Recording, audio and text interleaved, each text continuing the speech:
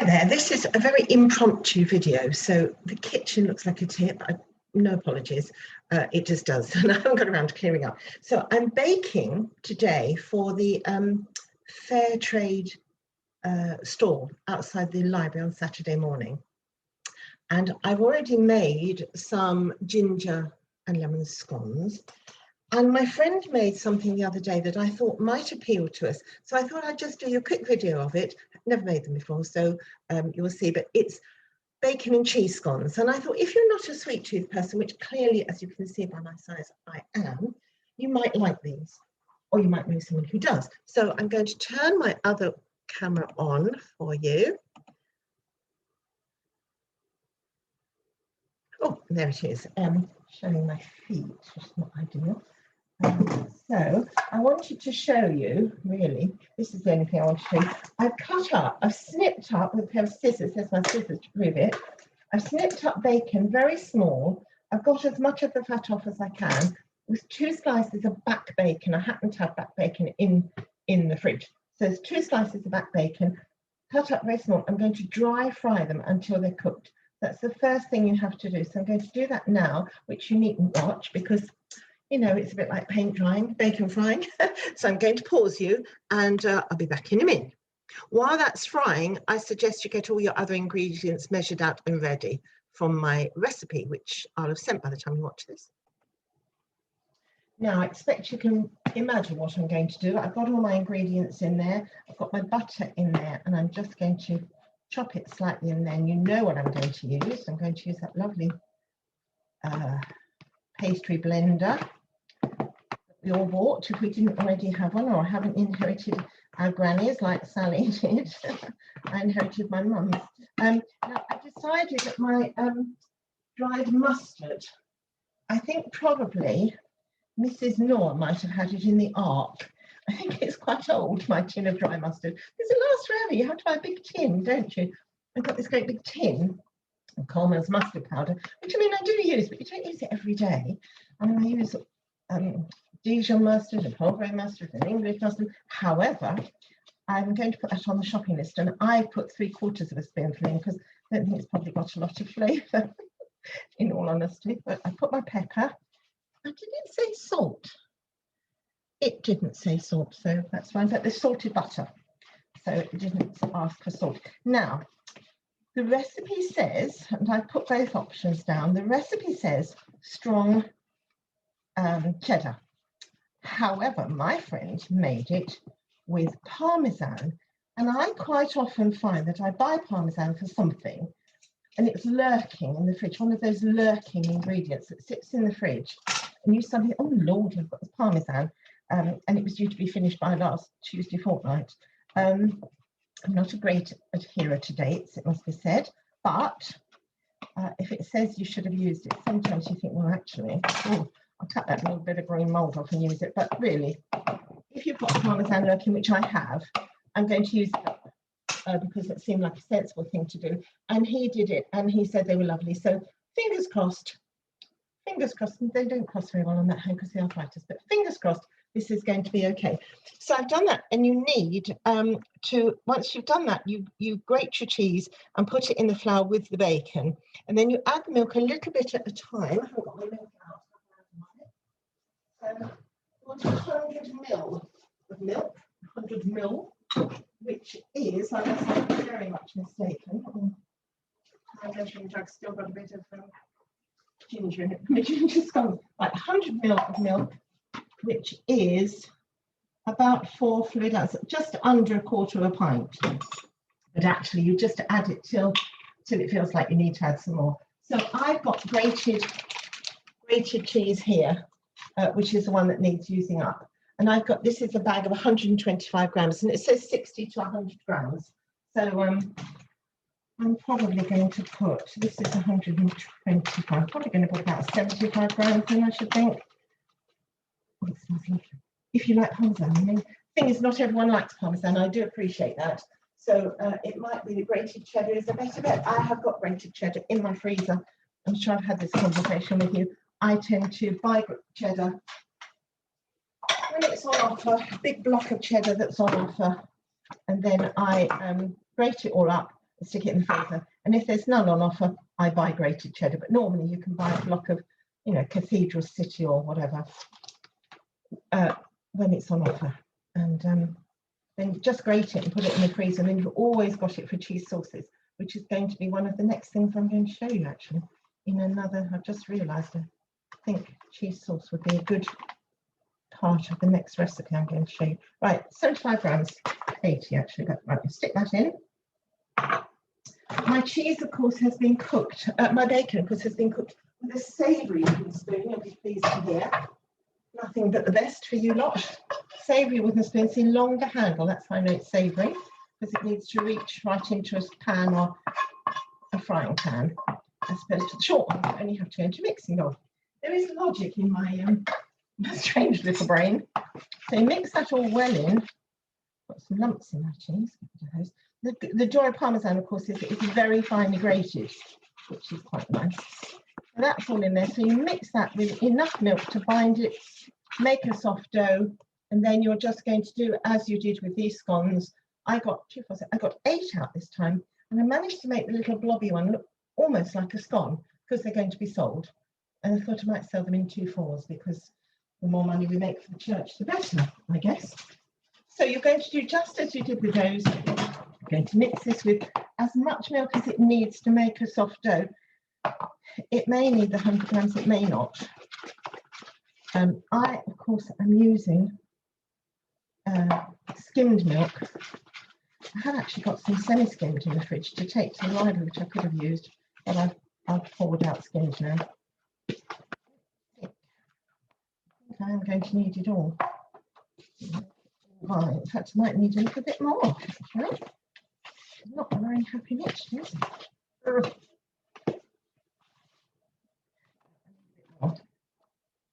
So just add, actually, I would never advise you to add it from the bottle like that because it's so easy to slosh. When you're using a bottle, the times I've done that, you think, I'll just tip some hot water into this icing sugar from the kettle, it'll be fine, and sploosh, next minute you've got half a pint in there, which is not what you wanted. No, it's still not holding together, is it? Gosh. This is going to drop off in a minute. And that, of course, is my painting arm. So I'm going to do some practice today. Right, there we are. That's the soft dough. There we are. It's all binding together. So I'm going to put that out on my worktop. I'm going to do it here. So you don't really need to see me, do you? Because you saw me do it before. But pretend I'm earning my keep here. A bit flour on there to tip it out onto. Out.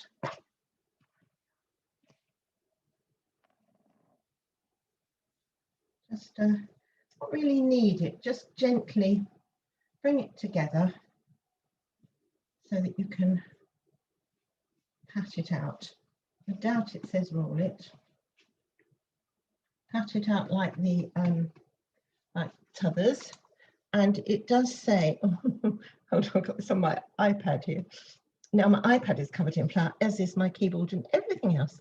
Pat the dough, 2 to 3 centimeters deep, just exactly like the lemon and ginger ones, and cut it out with my cutter, duly washed because it had lemon and ginger all over it. One.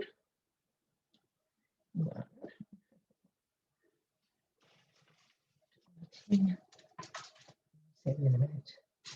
2, 3. It's supposed to make 6. It probably will actually. I might make a bit more. Might make a couple more. Let's see. It's still quite a hard dough.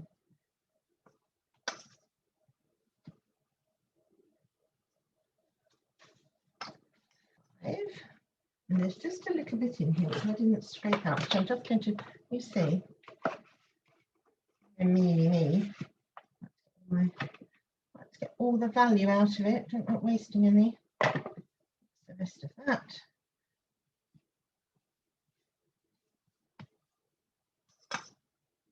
Six.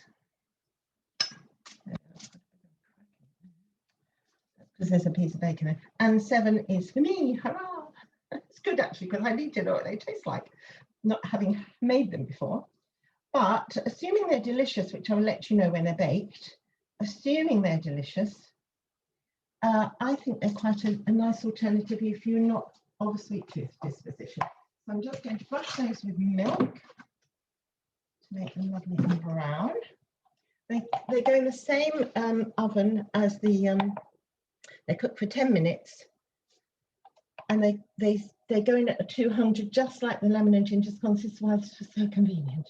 So I'm doing scones today and cakes tomorrow for this store. I have orders for cakes, so I'm doing a Julie on the world. I'm fulfilling orders.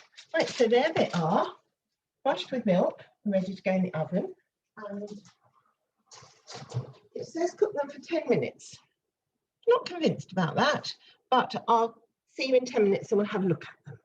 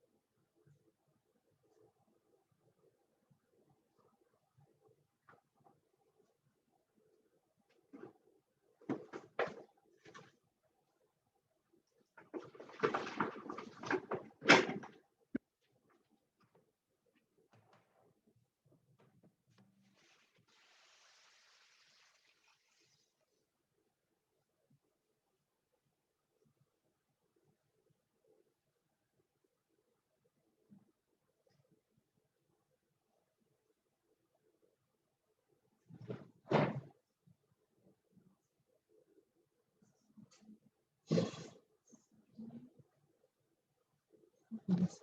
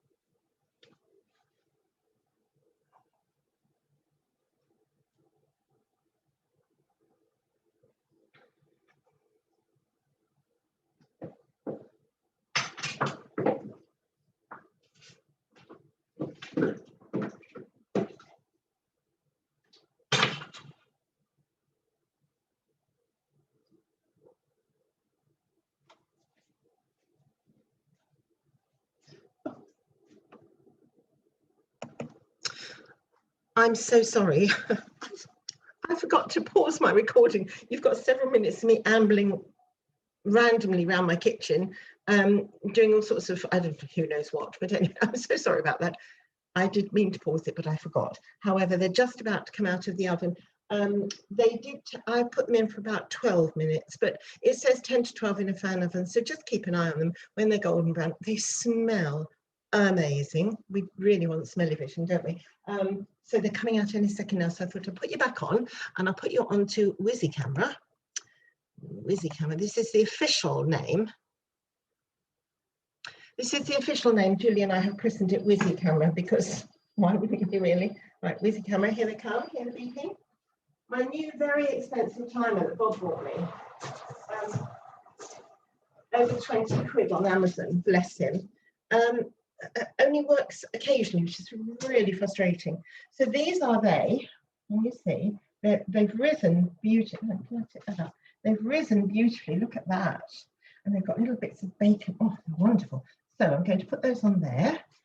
The colour's not good, is it, on here, but they are lovely and golden brown. Whoops, and they smell delicious. So there we are, 6 of those, and what did I say, 8 of those, and a little bit for me. So if you want to do something that isn't, why is that wrong? Hang on, what's going on here? What is going on?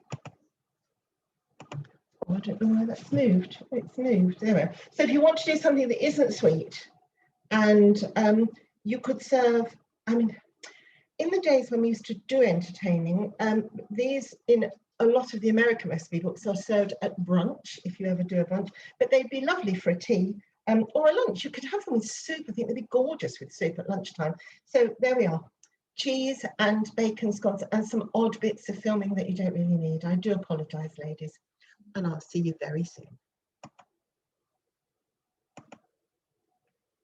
Bye.